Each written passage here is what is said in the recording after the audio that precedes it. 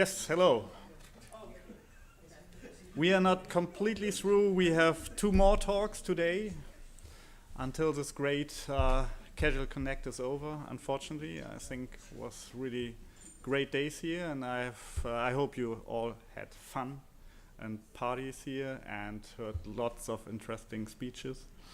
So the next one is actually really interesting as well, because we have covered in the previous speeches so many platforms, so many different technologies, but what we haven't already covered is, I think, Nintendo DS platform.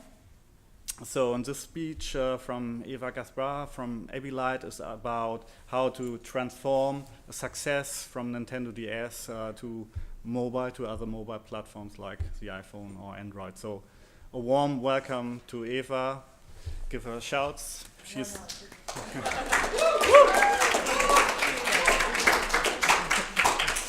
Thank you very much. My speech actually is about minimizing the development costs, especially for indie developers. We are usually work under very tight budget, so we have to work around how to monetize efficiently our games.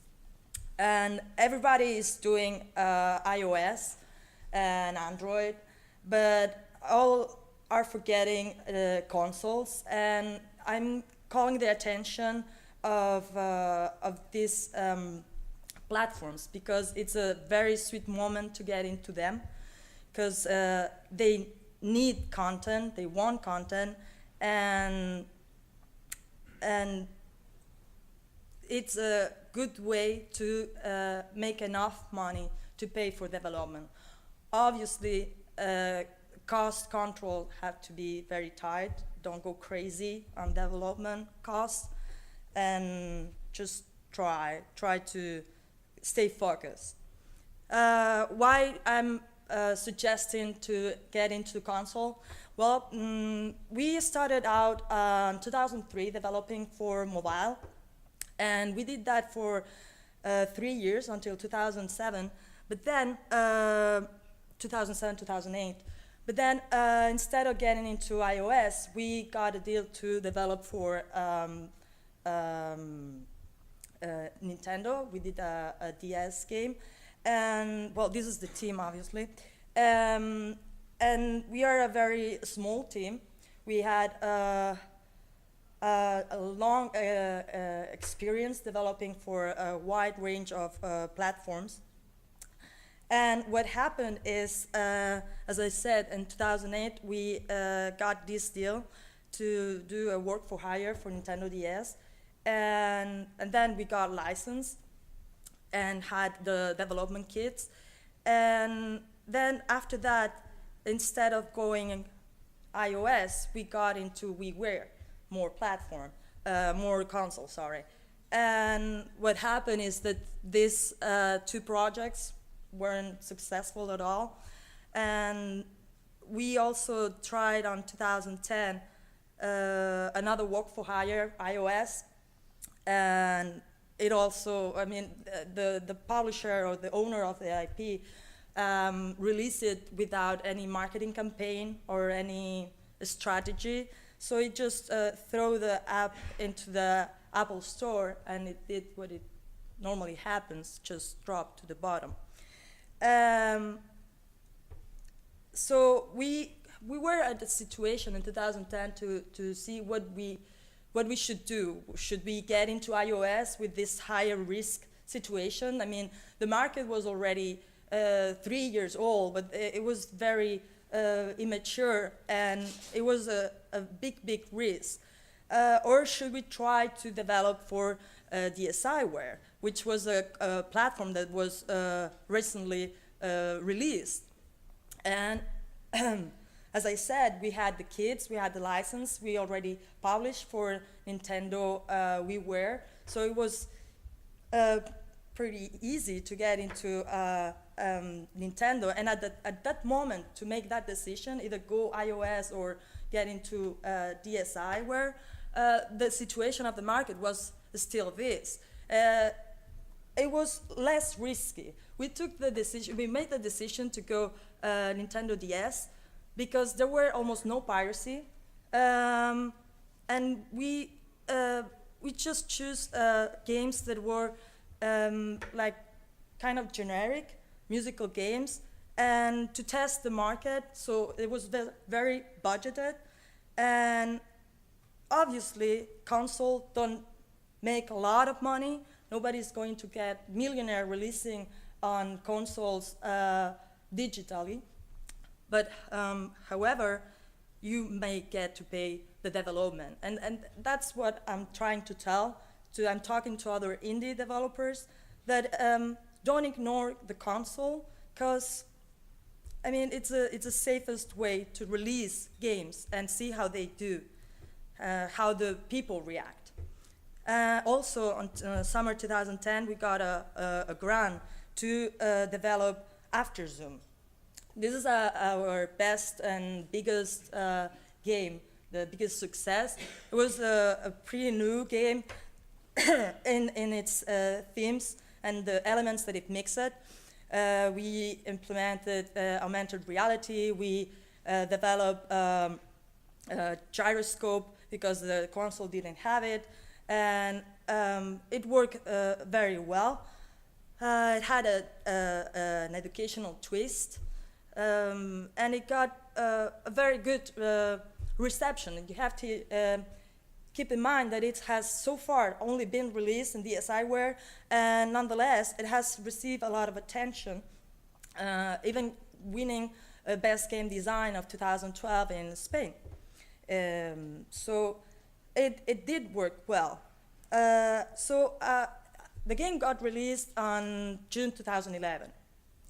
So we're at the moment, 2011, that it's obvious that we have to go into iOS. We've recovered the cost of development. We have a better situation financially and also professionally. And you already know how this, well, the market, how it is.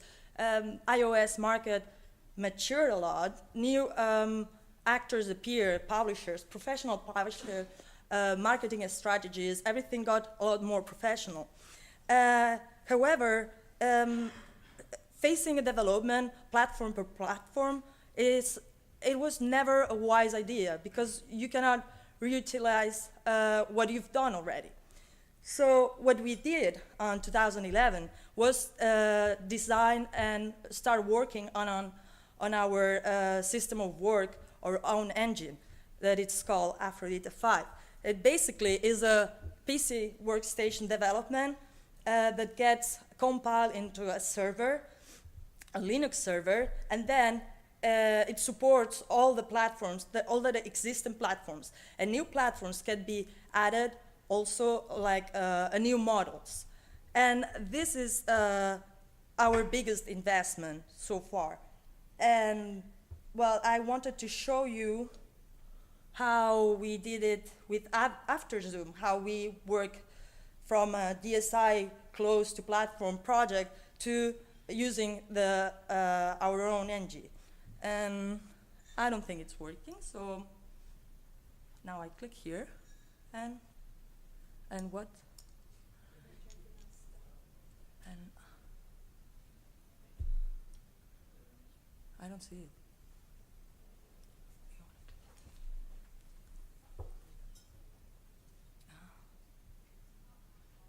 So we're gonna cut it though, but it's more or less a presentation that we did of the game, so you get a rough idea of what the game is about and how it looks once it happens.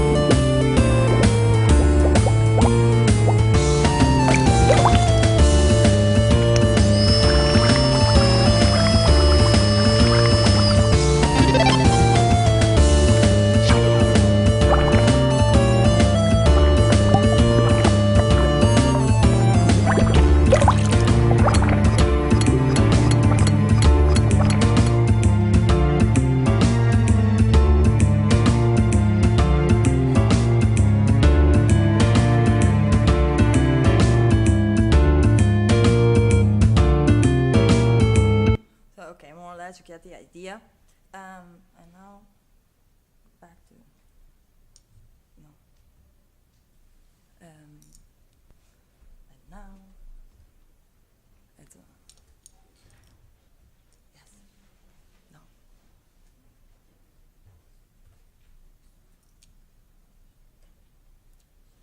Okay. Okay, yeah.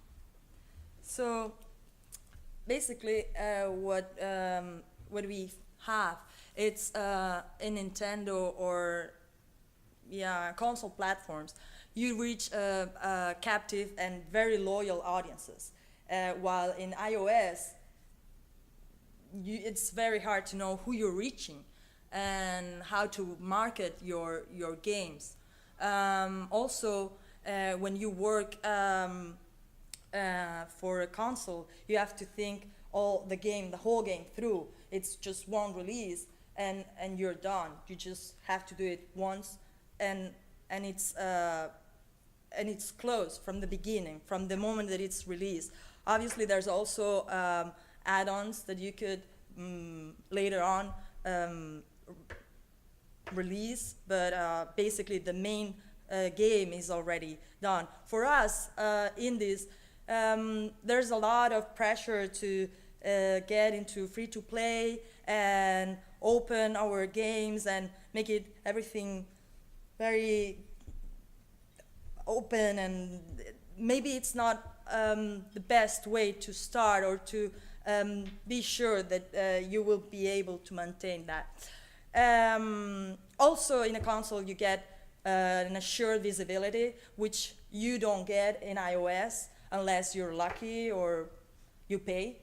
In a console, you get minimum 1 week exposure, and then the gamers will be the ones deciding, and also the platform owners. But in a console, you're at the same level as any other publisher, big publisher. It's not a matter of money, because what a console owner really cares about is quality, not so much as quantity, or how much are you able to pay for giving your game exposure.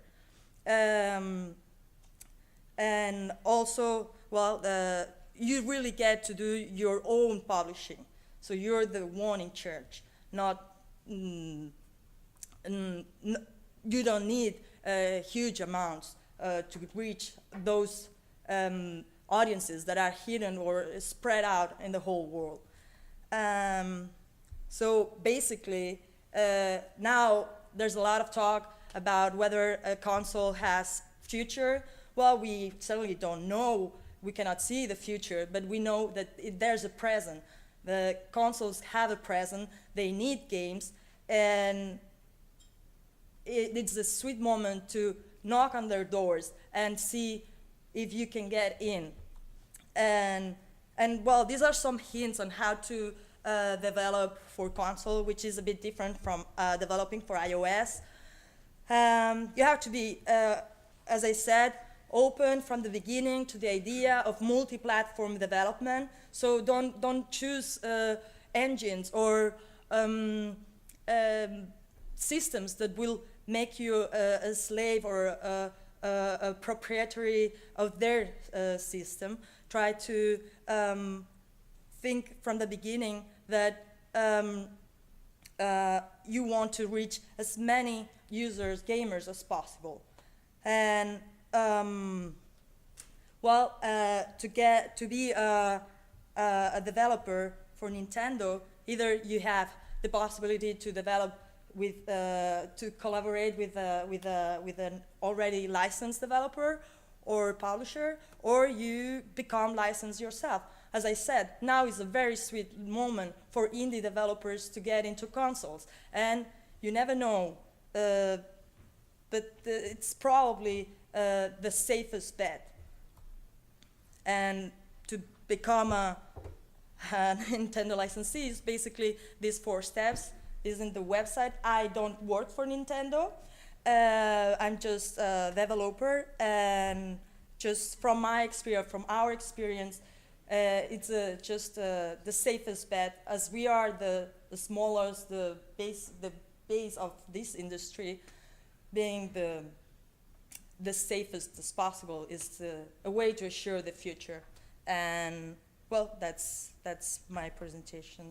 Multi-platform development from the beginning. That's it. Thank you very much. Okay, sorry, that's it. Right?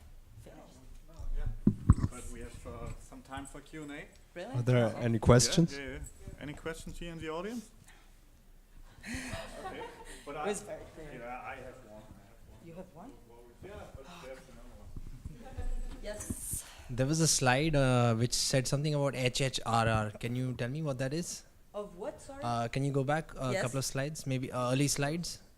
Of what, sorry? The first few slides? More? Yeah, first few. Oh, the first few. When you say that you got 2 projects for WeDo, Oh, yes, this one. Yeah, what is that? Abylight loses HHRR and... Oh, that's just human resources and economic power. I mean, we lost everything. We got back to okay. Okay.